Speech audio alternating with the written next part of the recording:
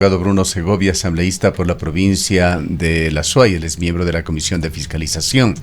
Vamos a hablar sobre nuestra provincia, nuestra ciudad, su relación con el gobierno del presidente Lasso, asambleísta Segovia, pero antes quisiéramos que nos comente sobre su voto en favor del juicio político a la ex ministra de Salud el día de ayer dentro de la comisión. Le damos la bienvenida. Asambleísta Segovia, no sé si estamos en contacto. No le podemos ver ni en imagen ni escuchar en el audio, asambleísta Segovia. Muy buenos días. Ahora sí. Buenos días. Gracias.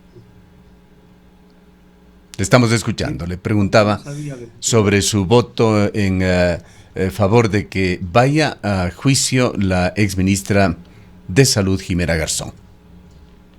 eh, Buenos días, gracias por la invitación. Un saludo a la ciudadanía. Sí, en el juicio político se demostró hasta la saciedad incumplimiento de funciones.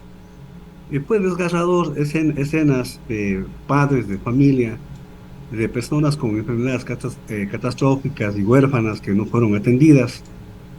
Se demostró y reconoció inclusive la misma ministra de que no había abastecimiento de medicinas, y si se lo hizo en forma irregular con una empresa cuestionada, eh, utilizando la figura de régimen especial, contratando con empresas públicas, pero con una universidad técnica de Ambato, que no tiene nada que ver con la provisión de medicamentos. O sea, ellos no producen medicamentos, compran.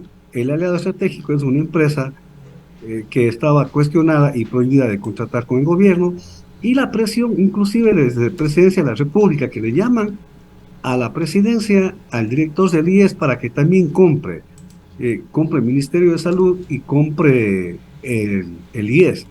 El director del IES nos dijo: yo no compré porque ahí se compran antes para una unidad y era más económico. Si yo compro en escala, si compro para todo el IES, y si compramos para el Ministerio de Salud, se entiende que debe ser más económico. Además, no tenían registros sanitarios. Eso, más el incumplimiento de una sentencia constitucional, se demostró, sin embargo, que hay un afán de protección. Y, y no se aprobó el informe. Con todo esto, con todos los cuestionamientos de actos de corrupción y todo, sin embargo, se presenta un informe desde la presidencia pidiendo el archivo del juicio, y que no se han logrado demostrar las causales, cosa que yo no compartí. Por eso mi voto fue en contra del archivo, para que se llame a juicio político. Ahí también hubo cuestionamientos a quienes interpelaban de que defendían intereses de las farmacéuticas. Eso dijo Ana Belén Cordero y eso dijo la ministra también, pero no nos dio más ¿Qué se detalles. lograría en forma práctica, asambleísta, con el juicio a la ministra? De alguna manera se generarían por lo menos precedentes para que, por ejemplo, se ponga orden en lo que es la atención en los hospitales públicos, en los hospitales del IES, hoy en una profunda crisis. Enfermos situación, se encuentran en una situación muy grave aquí en la provincia de La Suay, con enfermedades catastróficas que no son atendidas por el IES. La crisis en el sector de la salud a nivel público sigue en un nivel muy delicado. ¿Cuáles serían los propósitos, en todo caso, de este juicio a la exministra? Lo que usted manifiesta es un precedente, es una censura a la política de salud del Estado, en este caso de la presidencia, la forma como maneja el Estado. La señora ministra ya no está en funciones, no puede ser destituida.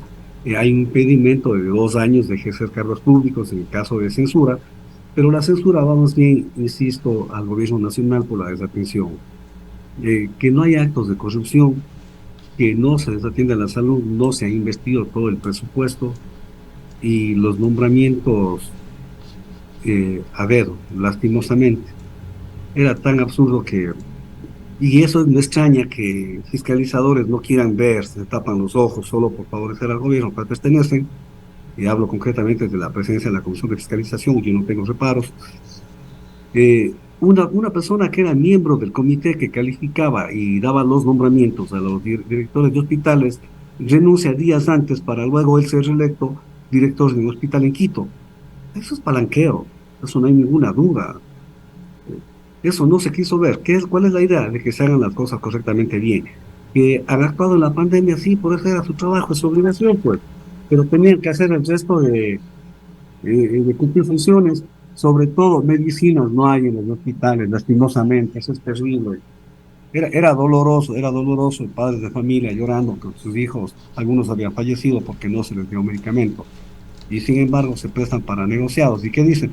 Es que la ley de contratación pública, la CERCO permite los contratos entre empresas públicas, sí, pero sabemos que están utilizando dolosamente un pacto colusorio para vender a precios más altos y con empresas que no son calificadas para contratar con el Estado.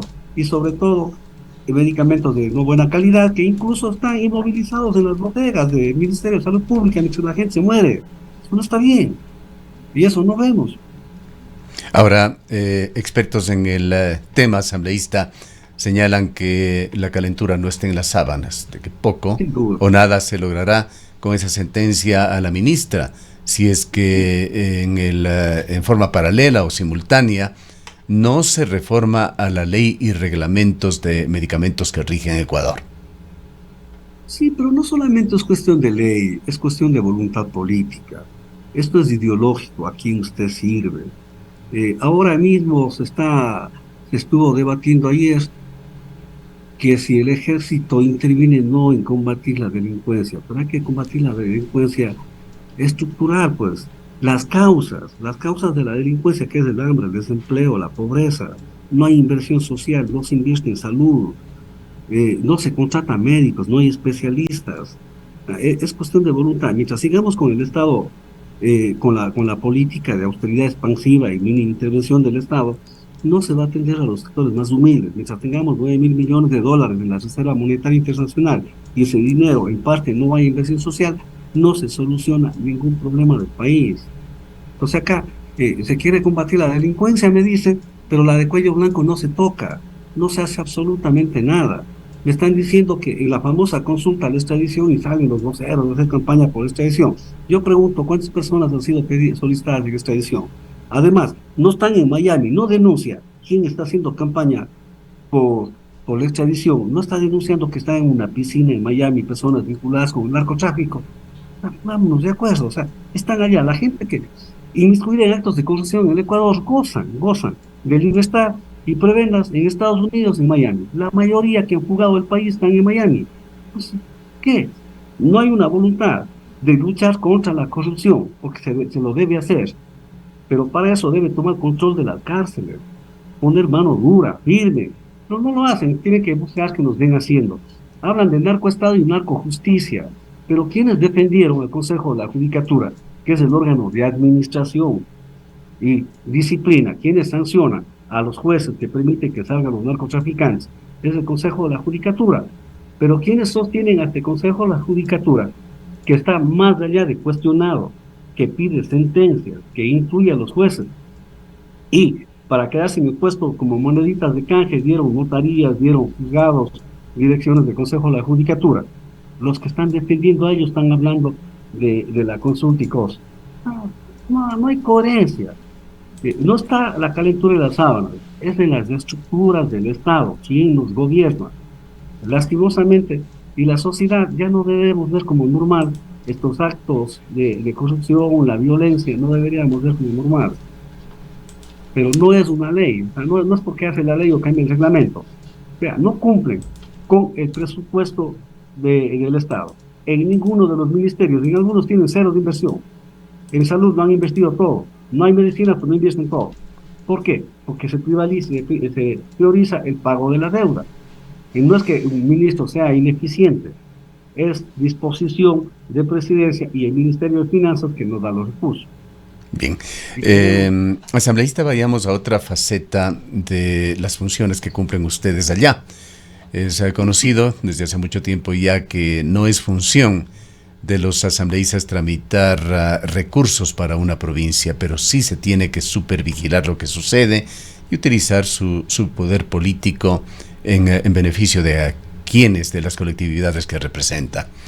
Le voy a poner dos muestras de temas que merecen explicaciones. El día de hoy en el diario local El Mercurio se inserta una publicidad del gobierno: vía habilitada, carretera Cuenca-Molleturo, el Empalme, kilómetro 49. Esto vino precedido de una ausencia aún injustificada del presidente de la República, que debió estar aquí el pasado día sábado, suspendió a última hora sin mayor explicación desde el oficialismo. Y hay también otro tema que, de no ser por la actuación del diario Expreso, con el peso en opinión pública que tiene el diario, seguramente sería un tema que está también dormido. Se trata del tema de los radares, de la instalación de radares de control de velocidades en las ciudades, de lo cual mucho se ha hablado y sigue siendo un tema polémico en la ciudad de Cuenca. Debido a la presión de este medio de comunicación, el director de la ANT por fin ha dicho que se revisará con lupa los procesos de homologación de los modelos de dispositivos que se realizaron en los últimos 8 años y que se han dado a diversos municipios del país o a la propia Agencia Nacional de Tránsito para su control a través de la Comisión de Tránsito del Ecuador. Quisiera preguntarle qué han hecho ustedes como legisladores por estos dos temas, el de la vialidad y la situación que todos conocemos aquí en la provincia de La Suay y el Austro Ecuatoriano, y el otro, que ha sido un tema local, que se ha acudido a instancias como la Contraloría, como la Procuraduría del Estado y también la Comisión de Fiscalización. Sí, si me permite, respecto al kilómetro 49, cuando fue ministro el señor Cabrera, le llamamos a la comisión, le exigimos atención, se comprometió y no lo hizo. Es preocupante que gente indolente que no cumplió con la provincia, estando de ministro, hoy hable de resolver problemas de vialidad y hable de reclamos al gobierno siendo parte del mismo. Nosotros no podemos gestionar obras, es evidente, pero sí podemos llamar a la autoridad para que cumplan, pero no lo han hecho. Se da un desfile de ministros en la Asamblea Nacional, en la que a veces responden algunos cuestionamientos y en otras ni siquiera responden. Cuando van al pleno, hacen su intervención y se van, no están obligados a responder preguntas. En las comisiones sí lo hacen, y en 2 oportunidades le invitamos al señor Cabrera, se comprometió, nos habló incluso cuando declaró supuestamente de emergencia, ya había discusión si se declaró o no se declaró, pero en fin, se comprometió a solucionar y hasta el día hablando en oro y en esta auditoría, en esta fiscalización que ustedes como asambleístas tienen que hacer, ¿qué es lo que logró Marcelo Cabrera para la provincia de La Suay? Él, en declaraciones públicas, también publicadas en el diario local, ahora en calidad de candidato a la prefectura de La Suay, señala que se había obtenido en su administración recursos por el orden de $90 millones para la provincia en el 2022. Es totalmente falso, no lo hizo. Se comprometió a hacer unos contratos, a hacer las obras de el kilómetro 49 debería estar solucionado si hubiese cumplido lo que él ofreció. Ya no tendríamos el problema del kilómetro 49, para eso fue llamado incluso a una de las comisiones y ahí le pedimos explicaciones de atención y solución a este problema. No lo ha hecho. Estaba pendiente el juicio político, lastimosamente por agendas de otros procesos, no se ha avanzado en el juicio político al exministro, que eso está pendiente. Respecto del problema de los radares, ya está a nivel nacional esto, el sistema de estos más de control de vialidad. El día de hoy vamos a presentar ya nuestro informe a la Comisión de Fiscalización para que se analice y se apruebe en la próxima sesión. Está concluida la información y vamos a presentar ya, como le digo, el día de hoy en la comisión el informe. ¿Informe de qué? Si puede ser concreto. El informe que nosotros nos comprometimos a hacer una investigación de la contratación del aliado estratégico para la implementación de radares aquí en la ciudad de Cuenca. Este informe fue y ha sido denunciado también por el concejal Zamora. Él nos hizo llegar la denuncia, lo llevamos a la comisión y desde ahí se planteó que abramos una investigación y esta está ya terminada y lo vamos a presentar. ¿Tiene usted una idea, asambleísta, del impacto económico que significa para los cuencanos la instalación de los radares. Más allá de, entendemos que hay ciertas buenas intenciones, pero la forma en que se ha aplicado en la ciudad de Cuenca deja mucho que desear. Buena parte de lo recaudado va a arcas de empresas privadas. Le reitero, ¿cuál es el impacto económico que esto está teniendo en los cuencanos? ¿Conoce usted? Sí, empresas privadas vinculadas con grupos familiares, una inversión mínima. No, se decía que se requería una inversión inicial de 3.700.000, que no es cierto, documentadamente, y lo vamos a hacer ya más en detalle. No es verdad la inversión en los montos que ellos dicen, y había capacidad económica de la EMO, tenían 9 millones en caja, podría tranquilamente haber hecho la inversión la misma empresa. En el evento de que se quiera implementar este sistema para controlar la siniestralidad, que incluso es hasta incoherente porque en el periodo de estudio había disminuido los siniestros, y uno de los argumentos es para evitar la siniestralidad, pero no se dio. Está comprobado, tenemos facturas y documentos en la que, si me permite, apenas se conozca el informe de la comisión, vamos a presentarlo en Cuenca, pero hay sobreprecios en cuanto a los valores de los equipos fotográficos que detectan los radares. Hay sobreprecios, está demostrado en la misma empresa. Hay un señor que es representante en el país de la empresa turca que produce estos equipos, sin embargo triangula con Estados Unidos, con empresas del mismo, para incrementar los costos y decir que la inversión es más alta. No es esto, no se hace caso a informes de la misma EMOVE en la que dice que se haga directamente, que sí están en capacidad de implementar este sistema y no se lo hizo. El perjuicio es muy alto, son algunas decenas de millones que se perjudican a la ciudad. Siempre digo, en el peor de los casos, si se va a meter la mano en el bolsillo de los cuencanos, que ese dinero quede para Cuenca. Le doy un dato concreto que creo que deben manejarlo muy objetivamente, asambleísta. En entrevista con el concejal Alfredo Aguilar, de acuerdo a las cifras de utilidad de una empresa que está dando servicio ya por aproximadamente 4 años a la ciudad de Cuenca, son 16 millones de dólares en multas que se han cobrado. Y de esto, un 30% aproximadamente queda para la empresa. Y el nuevo sistema que se está proponiendo en la actual administración municipal generará por lo menos 3 o 4 veces más este valor por el número de puntos y de aspectos que se controlarán. No, es mucho más los ingresos estimados que se van a producir. Son 12 años y la inversión es mínima. No es más, si no me equivoco, $1 millón que han investido, y teníamos capacidad para hacerlo. Eso es lo más cuestionable, eso es lo que criticamos, más allá de las buenas intenciones. ¿Cuáles son los intereses? Hay grupos familiares, tenemos con nombre y apellido quienes intervienen en esto, y obviamente se hace tabla rasa de la ley. No se respeta la ley de contratación pública. Otra pregunta, si me permite, el tiempo se nos agota, asambleísta. Bueno, primero quisiera que nos diga qué va a pasar después de que conozcan ese informe allí en la Comisión de Fiscalización. Y por otra, no sé si usted puede darnos una respuesta de algo que está preocupando mucho aquí en la ciudad de Cuenca.